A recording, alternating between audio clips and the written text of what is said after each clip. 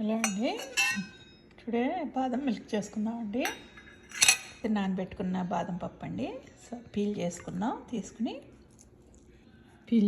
అండి. ఇలాగ 3 ఇలాచి వేసుకుని అలాగే కొద్దిగా మిల్క్ వేసుకుని గ్రైండ్ చేసుకున్నాం అండి. ఇలా చేసుకున్నామండి. ప్యాన్లో మిల్క్ పోసుకుందామండి.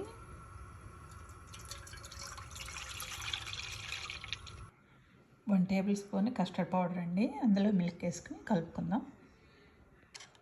ఇలా కలిపి పక్కన పెట్టుకుందాం. మిల్క్ బాయిల్ అయ్యాయండి. ఇప్పుడు తగినంత షుగర్ అండి, మీ టేస్ట్కి తగ్గట్టు.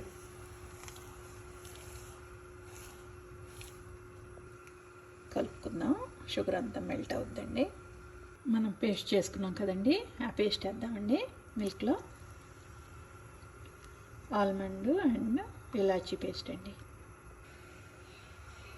ఇలా ఒకసారి కలుపుకుందామండి. వస్తాయి అప్పుడు మనం కస్టర్డ్ పౌడర్ వేసుకుందాం. కస్టర్డ్ మిల్క్ పోసుకుందామండి. అంతే అండి. చల్లారాక కొంచెం 1 అవర్ ఫ్రిడ్జ్లో పెట్టుకుని సర్వ్ చేసుకుందామండి. ఇదిగోండి మన badam milk or shake whatever ఇది రెడీ అయింది.